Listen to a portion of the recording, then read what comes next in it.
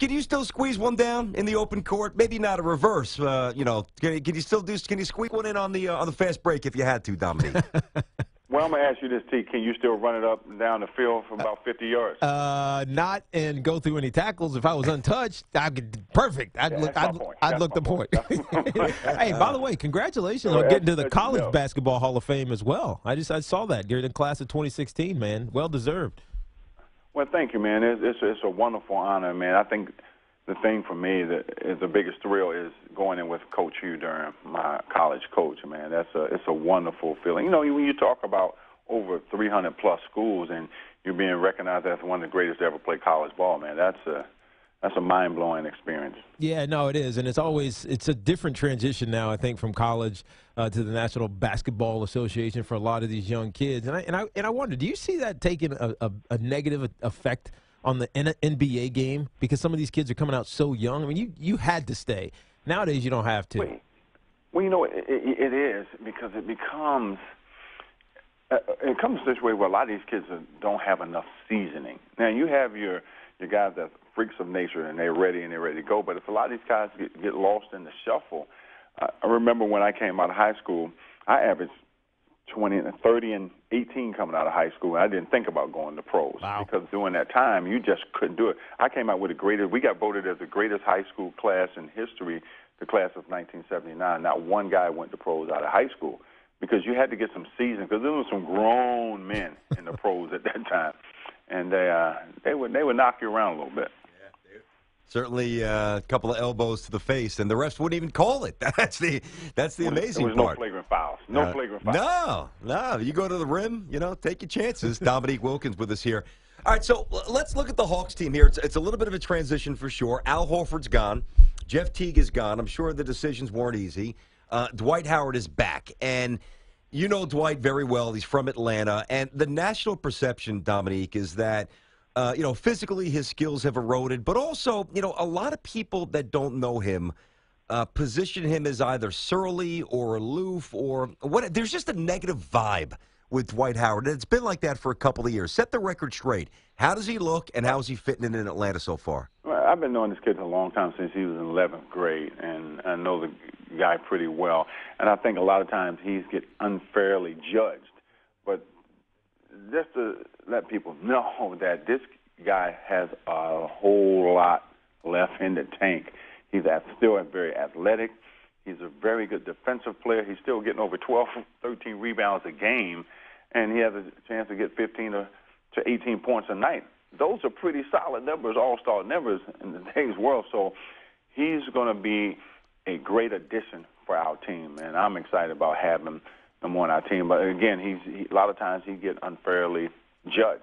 Yeah. You know what I think hurt him, Dominique, and I don't know if you felt this, but when he was playing with Kobe, Dwight's a different cat in that his style, he goes about his business with a smile, and that works for some people. And that doesn't work for Kobe Bryant. So when we looked at Dwight next to Kobe, there was like the perception that, Kobe's the killer, which we all know he is, and then Dwight, well, he's just out there kind of goofing around that if he wins, he wins, and if he doesn't, whatever, he's getting paid and he's going to get his numbers.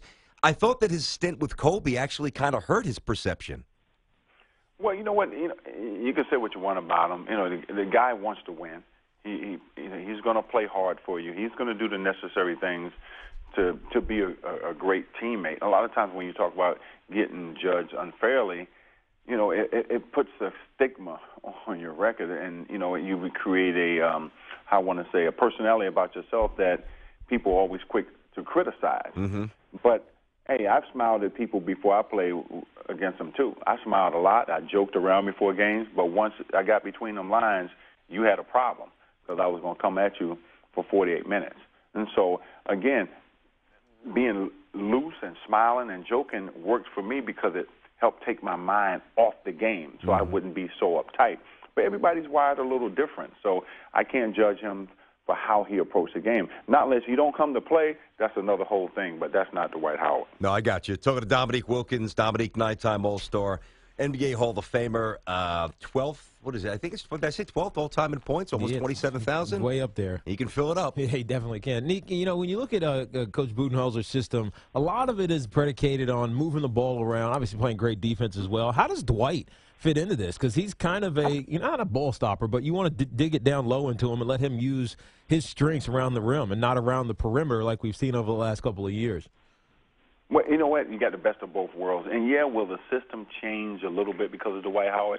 Yes, but it's a system that I like because now you can throw it into a force in the paint, and you either got to make a decision to double team or let them go one-on-one. But if I'm Cal Korver and I'm Bazemore, I'm thrilled because now I don't have to kill myself running off 100 screens to get an open shot. Yeah. Now you're getting open shots. All you have to do is move from one spot to the next. So it's the best of both worlds. His system will create better opportunities for Dwight because it's going to get him coming to the ball, catching on the move instead of standing in one spot and just waiting for someone to throw it into him. And get a chance to be active and use the bounce that I agree. He still has more athleticism than people think. Dominique Wilkins with us here, you know.